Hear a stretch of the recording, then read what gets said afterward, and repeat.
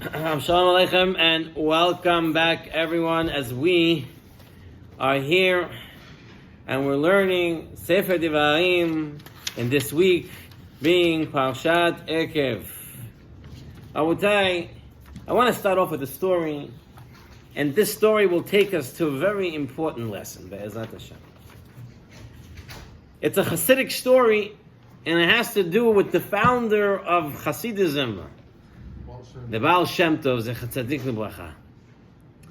The Baal Shem Tov and his students, after prayers Friday night, were exiting the synagogue and they saw a Jew with a face that was shining. And the students turned to the Baal Shem Tov and said, "We know this Jew to be a simple Jew. Why does he have this special shine of a very holy Jew? What is about him?" So the Baal Shem Tov said something very important, something we have to take to life. This is not the lesson I'm getting to, but another important lesson. He says, let's go and find out. You don't know something? You have to research it. You have to find out the answer. You don't just leave it. You have to do as much as you can. So he says to the students, let's go and see what he does. So they follow this man and they see him entering into this small little hut, broken down. And they see him through the window. He comes home and he's greeting his wife and he says, Shabbat Shalom. And he starts, Shalom Aleichem. And they're looking around in the house, and the house is almost no furniture. The place is old. Looks like it's seen better days. And he finishes singing Shalom Aleichem, he sings Eshet Hayel, and then he turns to his wife and he tells his wife, my Eshet Hayel, please bring the special Shabbat wine. And she says, yes, honey. And she runs to the kitchen and she comes back with 2 loaves of coarse dark bread. He washes his hands, says the bracha, and says Kiddush on bread. He eats the bread and he tells his wife, my dear wife, I've never tasted such beautiful, exquisite wine. Thank you for this amazing wine. And now he says to his Eshet Hayel, he says, I'm ready for the fish. She says, yes, honey, runs to the kitchen, and she comes back with a small portion of beans. He licks his lips and he says, what beautiful fish, and he starts to eat it. He eats those beans and he says to his wife, this is the most tastiest fish I've ever tasted. Thank you. He sings a song for Shabbat and he tells his wife, honey, I'm ready for the soup. And she says, yes. She runs to the kitchen and she comes back with another dish of beans. Puts it in front of him. And he says, wow, this is the most amazing soup I've ever seen. He starts to eat it. He compliments his wife for the amazing soup she made. Sings another Shabbat song. And he says, now I'm ready for the main meal, for the main course, the roast meat and the tzimmis, bring it in. And she says, yes. And she runs and she brings back another plate of beans. Some people can relate, right? And he starts to eat the beans. And he says, the most wonderful, amazing, delicious roast meat and tzimmis I've ever had. And the students with the Baal Shem Tov peeking through the window, I'm not making heads and tails from this. So the students tell the Baal Shem Tov, you have to explain what's going on. The Baal Shem Tov said, it says in our pasuk, in our parasha, that Hashem fed us the manna in the midbar. What was the man? What was the manna? Coriander seed. And what happened? Imagination. Whatever you imagine, that's what it tastes like. This man is so kadosh, is so holy, that he was able to, anything he eats, it's like the man in his mouth. He's able to taste whatever he wants based on it being the man. I understand the Baal Shem Tov, I think, is saying that we can still tap into the power of the mun today. But how does one do that? How did this man be able to tap into the power of the mun? How can we tap into the power of the mun that we can put beans in our mouth and say this is the most delicious burger I've ever eaten? You don't have to pay $60 for it. Okay? You can say the most delicious burger I've ever eaten. How could a person tap into that? Possibly, we can answer that it's love. Say, love conquers all, right? Love not only conquers all, love builds a relationship. When you have a love to HaKadosh Baruch Hu, and you realize that Hashem loves you, you realize everything Hashem does for you is the best. And everything you get is amazing. Then how can you be upset? You know, they say that a Jew, every morning, at least for those who drink coffee, take a cup of very hot water. They put in bitter coffee, sweet sugar, and cold milk. So you have hot and cold, sweet and bitter. Black and white. Black and white. And then what do you say? Shako. Everything was created through Hashem. Which means if you realize that the hot, and the cold, and the sweet, and the bitter, and the black, and the white is all from HaKadosh Baruch Hu, then of course you'll be full of blessings. And of course you'll be full of love. If we truly love those that we say we love, then we can never see them wrong. And even if they did something wrong, and we know it's wrong, we can always tell them nicely, it's done this way. That's when there's love. Just like Kadosh Baruch Hu loves us, and He gives us a little tap from time to time, tell us change there, change that. What we call a love tap. But it's done with love. And when you get the love, and you receive the love, and you give the love, then of course you can eat a dish of beans, and you can taste the most delicious food. Because it comes from Hashem, who gives it to us with love. And this, Abutai, is a very important lesson to take with us for life. Because there's a lot of times in life where it's hot, and a lot of times in life it's cold. And a lot of times in life it's bitter and it's sweet. And the people in the Midbar, they had the mun and they complained. Because they lacked the love for what they were getting. Ask people how your summer is going. And then you ask in the winter, how was it? Too cold. Oh, this. Every time they complain. They're never happy. Some people they love to complain. There was this Jew, he was in a hospital. State of the art, best hospital in the world. And he demanded a transfer to a hospital on the Lower East Side. He finally gets to the hospital and the doctors are taking over. He says, I don't understand. Why did you come to this hospital? What was wrong with the other hospital? Were the doctors no good? Doctors were the best. Was the food no good? Food was the best. Were the nurses no good? They were angels. So what was wrong? So the patient says, I had nothing to complain about there. I'm here now. I have everything to complain about. Some people just complain. But if they realize that it all comes from HaKadosh Baruch Hu, that it all comes with love, then what's there to complain about? There's nothing to complain about. We have to look, accept, and understand that HaKadosh Baruch Hu loves us. He's giving us. He feeds us for years and years. Yes, and the Midbar was with real mun, but the mun still exists. And we have to tap into that power. Abotai, let's move on to our second lesson from this week's Parshat. Perek Yud Aleph, Pasuk Yud Bet. It's a famous pasuk. I'm going to read it now over here. Perek Yud Aleph, Pasuk Yud Bet. Am I not following this right? Hold on one second.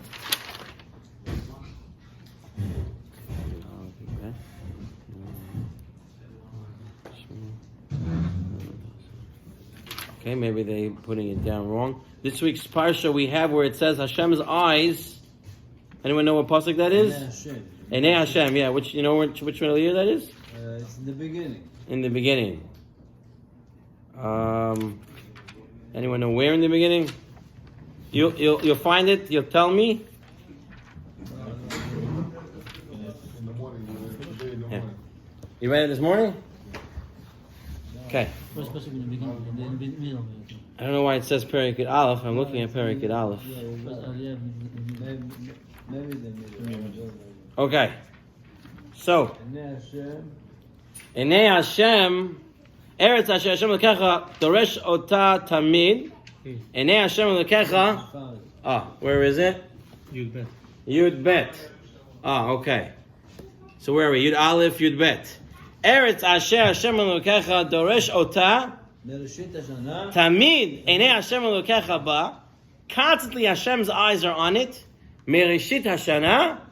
From the beginning of the year, Va'ad Achrit Shana, until the end year. Okay. First of all, what does this mean that Enei Hashem Elokecha Ba? That Hashem's eyes are on it. You know, Hashem, eyes are on it, means that Hashem's looking at it closely. Hashem's looking at Eretz Yisrael closely. You don't have to look very far. Everywhere in the world, they're always talking about Israel. You can't even pass through JFK without someone telling you about the Palestinians, right? You have the UN, which is supposed to be talking about the whole world, and they only talk about Israel there. Smallest country in the world. It's like smaller than the size of the state of Rhode Island. And it is always, of all the resolutions, 90% of them are about Israel. Enei Hashem. That's the world's eyes. But why is Hashem's eyes, and why are the world's eyes on us all the time? There's a story that happened with Rav Eli Lopian, Zechat Tzadik Lebracha. His family owned a chicken. And one morning during breakfast, the chicken made its way into the kitchen, climbed up onto the table and started knocking things off.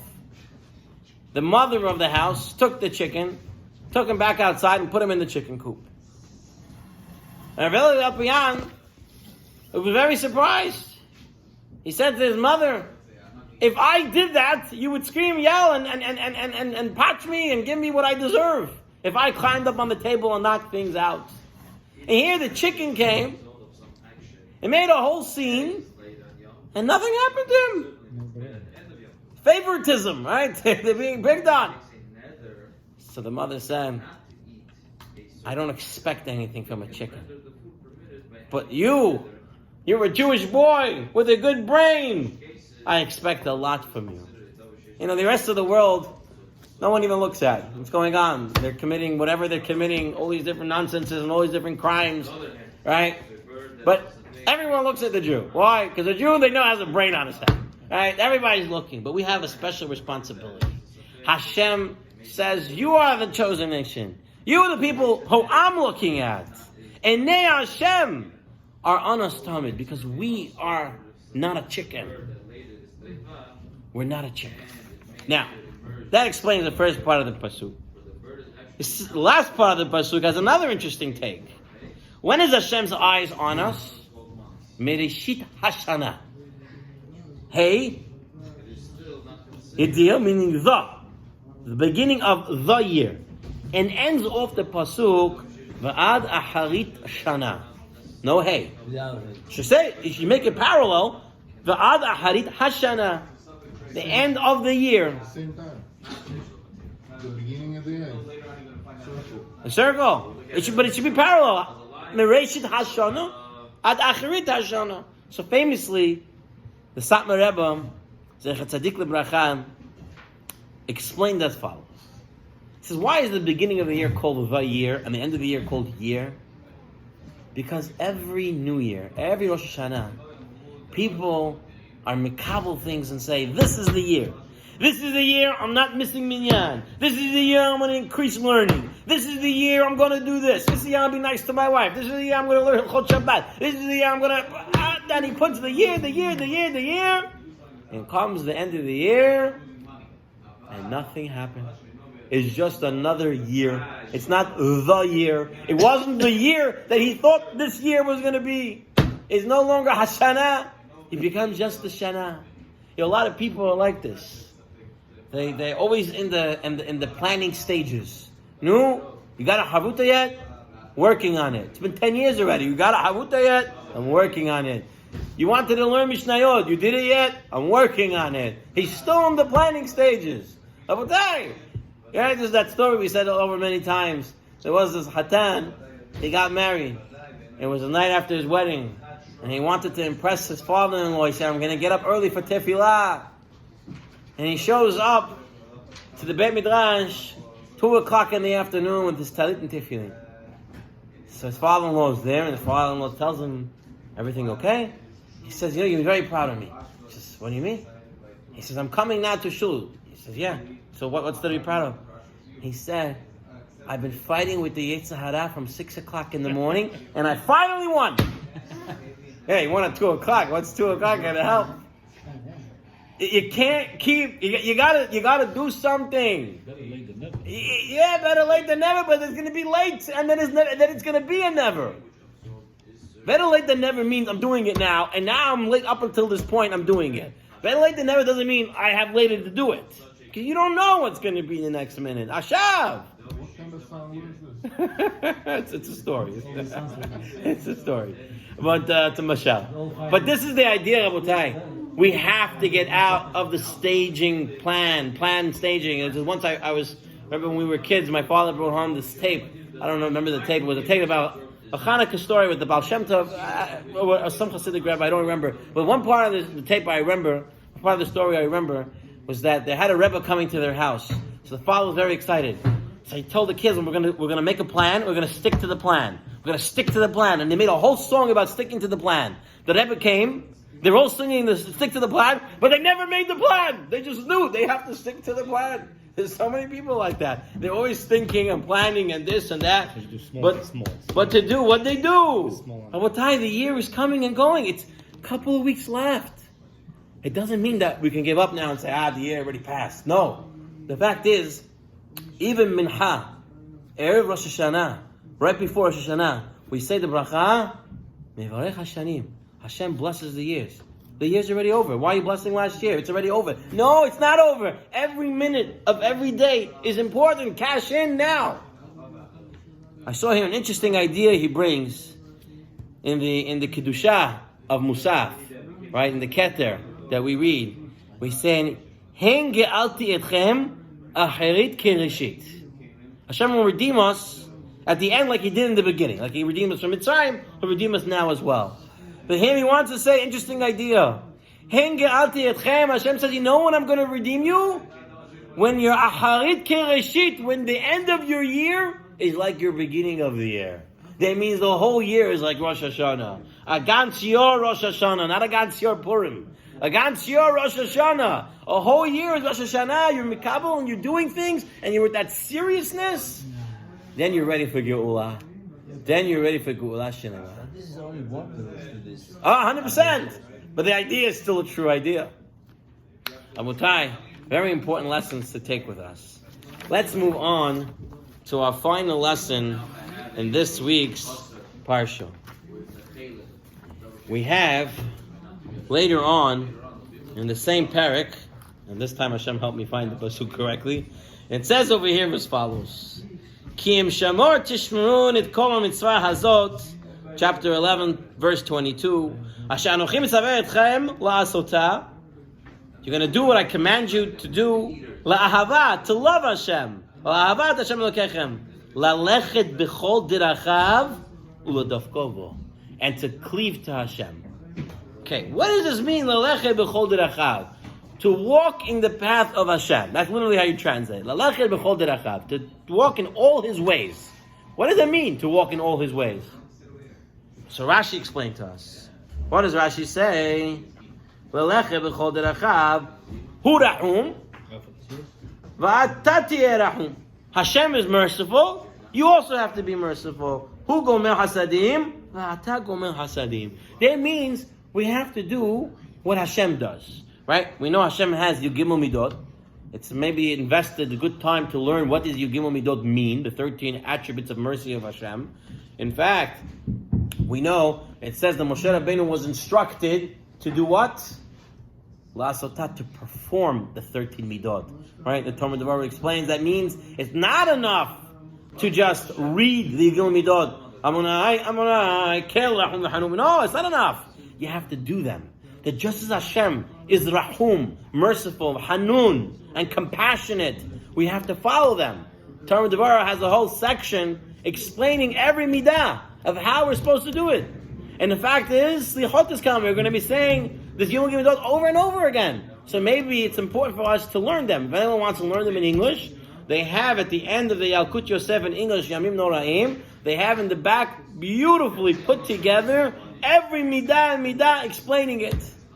Maybe one day we'll be zochet to make a class on the 13 midot, one by one, to go through them all.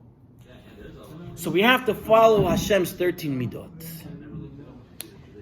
The Rosh Yeshiva, Harav Reuven Gerzovsky, Zechat Tzadik Lebracha, explains, what does it mean, the word derech?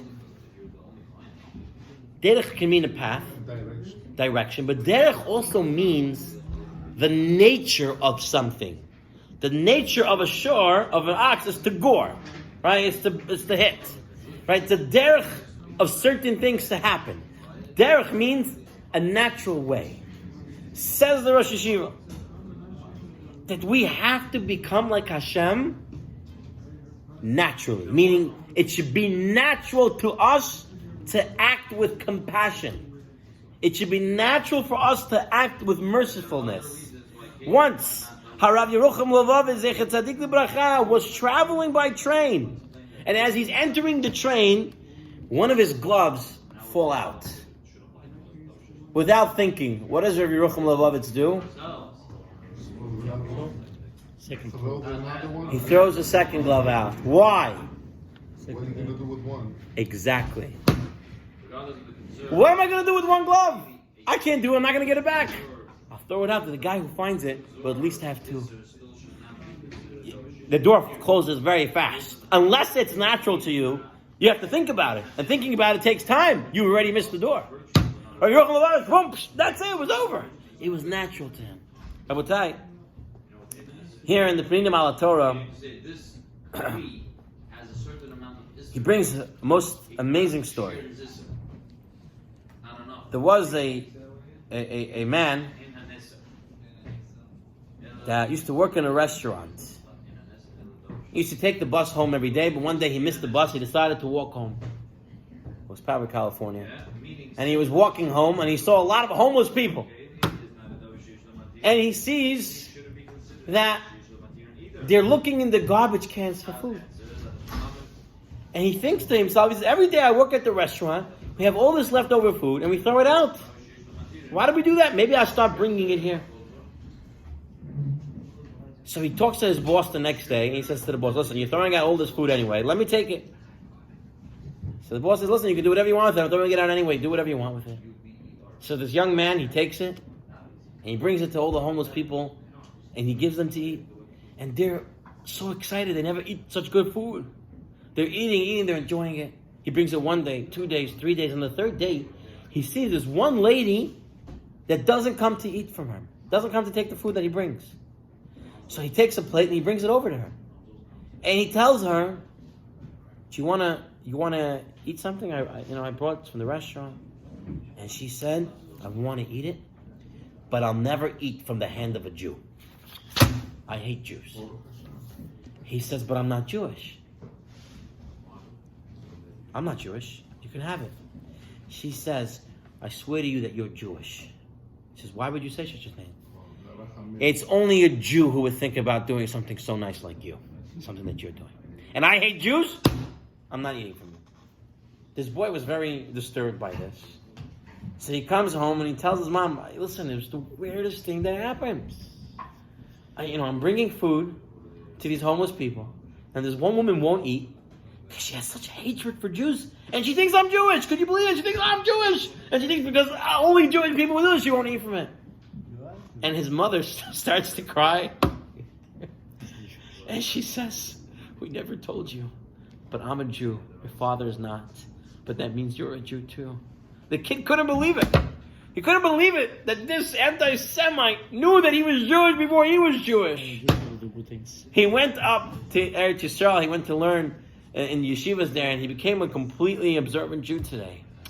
But what's the idea? The idea of the story is that that's a Jew by nature. that even Goyim know that Jews are kind and compassionate, that they're the ones looking out for other people. So this guy gets schar because No, the guy doesn't get schar for it. No, they don't get schar for it. Doesn't get schar for it. You have to have the right kavana. But that's the idea, that the Jew is a compassionate fellow. We have to realize that too about our fellow Jews. You know, it's sad sometimes. Like we walk past Jews, we don't say hi, we don't think, we don't help, we just minding our own business. You know, the American style, leave me alone. You live your life, I live my life, and everybody's just happy. You know, no. We have to be compassionate, to think about the other person. What can we do? Baruch Hashem, there are so many different gemachs today. For everything you can think about. Baby diapers, baby formula, you name it. It's all out there. Because Jews are always thinking how to help the other person. I want to end off with one last story. Sometimes we might say to ourselves, I don't know how Hashem would act in certain situations, or how Hashem is compassionate, so I don't know how to behave. You tell me to follow Hashem. I don't know what that means. I mean, I know Hashem, I know of Hashem, I dive into Hashem, I'm learning, I'm trying, I'm going to learn the Yigim Mitzvot, I'm working on it, but what do I do now? So the truth is, Baruch Hashem, we have Achachamim. Achachamim are those people who refine themselves to do this. Lelechet, bechol derachav, to walk in all of Hashem's ways. So all we have to do is to look at our Chachamim and learn from them how to behave. Rav Eli Lopian, Tzaddik Levacha, he was raising funds for his yeshiva in England. And one of the English Jews was a very rich man. He gave a lot of money to yeshivot, but he was not religious at all. So Rav Eli Lopian came to him. He said, listen, I'm not really asking you for money. I really want to know why you give so much money to yeshivot. I can't put my head around it. You're not religious. You have nothing. You don't even have mezuzot on your doors. Why do you give so much money? So he says, I'll tell you the truth. My parents were very wealthy, and my parents were very religious. And I was a very rebellious boy. And my parents wanted me to learn in yeshiva. So they sent me for an exam to the Hafetz Chaim's yeshiva in Radin. And I got there and the Mashgiach gave me a test. And I failed with flying colors.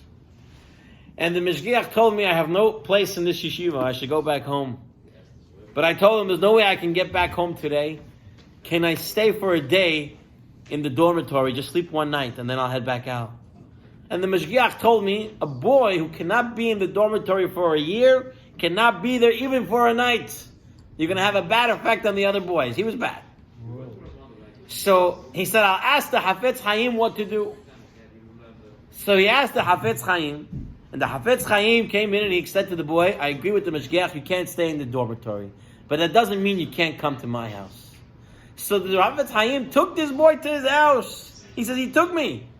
And he made me feel like the most important visitor in the world. He made food for me. He gave me a bed. He made the bed. And he says it was the middle of the night.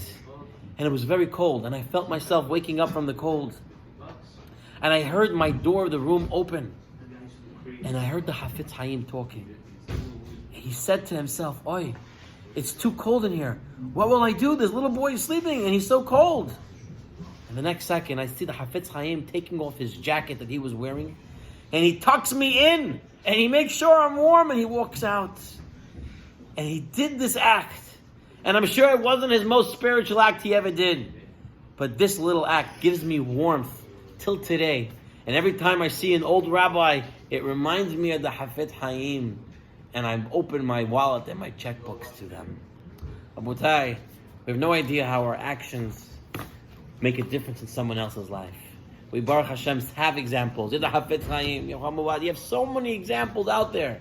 It is incumbent upon us. If a person really wants to learn something tonight, if you didn't do it till then, if you have some time, if you have access to YouTube, if you don't have better, don't even go on it. But if you want, look at Rabbi Trenk. Rabbi Trenk. There's like a historical type of video. It's 20 minutes of his students talking about Rabbi Trenk and his wife talking about him, how he behaved. Oh, I know. Watch that. And yeah. Kid hit him 6 times. He wouldn't call the police. Just watch that. It changes you who you are. Watch Rav Pam. You can find it online as well. Rav Pam, a video about him for 30 minutes of his students talking about. You hear the stories of the way these Gedolim acted. You can't remain the same when you hear them. Your life will change.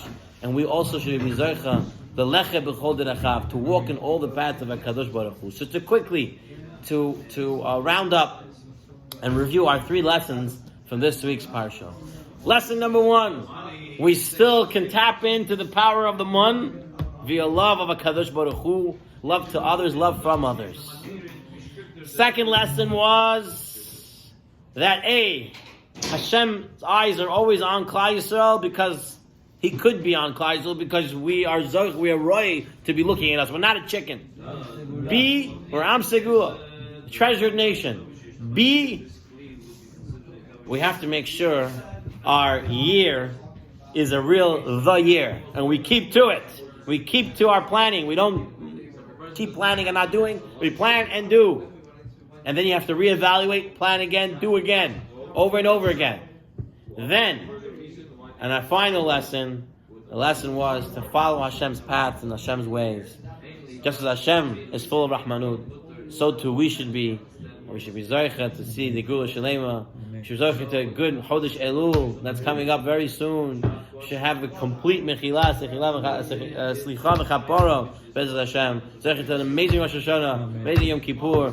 We should be Zoicha to many, many great things. Shabbat Shalom, L'Kulam.